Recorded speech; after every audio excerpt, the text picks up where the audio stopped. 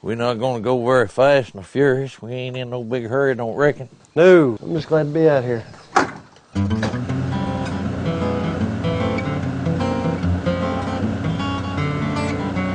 And I laid them boards from the back end of that truck over to the back seat of that 65 Chevrolet and got that sow up on her feet and walked her down them boards, and she laid down in the back seat of that car.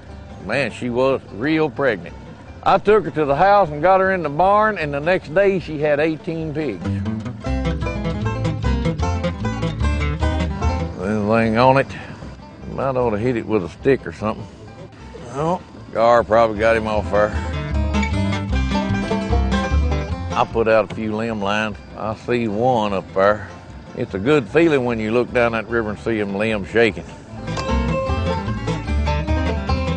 don't know how it got in the tree. So you just put a couple dead minnows on her, just... No, we put bluegill on them. Bluegill, okay. Yeah. Now, trot line, we baited it with minnows. There was a catfish down here that was so big, that a lot of people hooked it on their lines and poles and stuff, but nobody could get it out. And me and Tom made our mind up, we was gonna try to get it.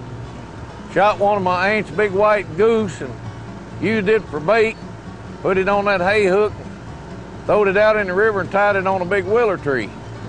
We come down there the next morning and that willow tree was bending and popping and cracking. We had it hooked. I said, how are we gonna get it in? Climbed out on that willow tree and pulled on that chain and couldn't do nothing with it. We hooked that team of mules to that chain and took an axe and cut that tree, and the slack popped out of that chain, and the last thing we saw was them two mules' ears going down the river. He's still in there. We might have him this morning. What do you look for when you're going to set one? If you can get on the down current side, if you're fishing the stream, you got current in it, it's got to get in that kind of eddy below a gravel bar. That seems to hold fish more. Other than that, there's really no trick to it.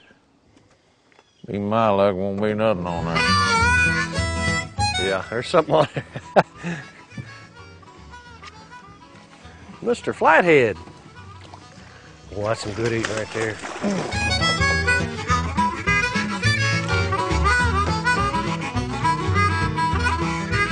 That right there is some good eating. It tastes better than chicken. I could eat it with 1 foot in the fire. You got another one?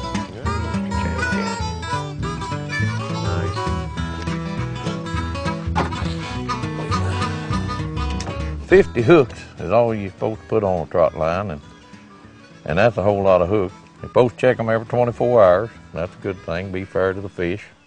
I just bait mine with there's one right there with a minnow on it. Yeah, minnows. I just thread some minnows up on there, and you might pick up a turtle every once in a while, something like that, but it's usually just catfish. Got another one, looks like. That's the channel right there. Got another one coming up. You need me to get up there? Oh, that's a good channel. Oh, yeah. Yeah, about that. One time I know we caught 19, 20. Wow. What's the biggest fish you ever caught doing this? Biggest fish I ever caught, I guess, I'm gonna say was probably about 40 pound maybe, flathead. Well, there is some work involved, putting it out and baiting it up, but your main beam there to be pretty stout because drift and stuff gets in it, and you want to make sure you got the weights on it, keep it down low, and you need to tag them. And that's a good thing that tag is, because it keeps people from just leaving their trash out there in the river for wildlife get hung up in and stuff. Put your name and address on it. It's a good way to prepare for a fish fry, though, isn't it? Oh, yeah. Another one.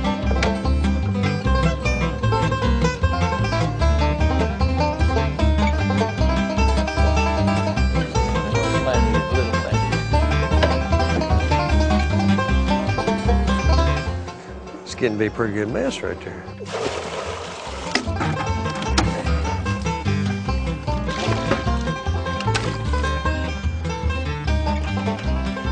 Just a beautiful place. I mean, You get right in amongst Mother Nature and waller in it, I'll tell you. You can fish, you can hunt, you can trap, you can swim. I bring the grandbabies down here and the kids, and we play, swim, and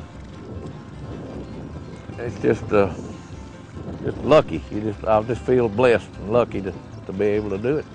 It's not that far from a lot of people, but it seems like it's in the middle of nowhere. Here we are again, boys. Home sweet home. Didn't get nothing on the jingle line, but we got a few cats on the trot line. We want to show that there's more than one way to catch a cat, and there's more than one way to skin a cat. Yeah. Now, if you will, Lardo, give us your method here. Show us how you clean a catfish. I'll shoot my best shot. Alrighty then.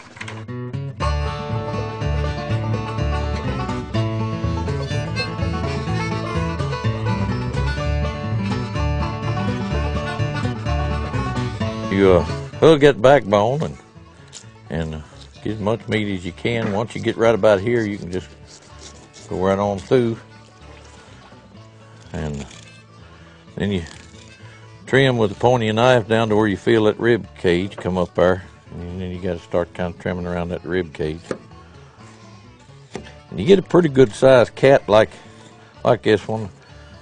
He's got some belly meat on him. A lot of people throw that away, but it's boneless. They think it's got bones in it, but it doesn't. It's got no bones in it whatsoever.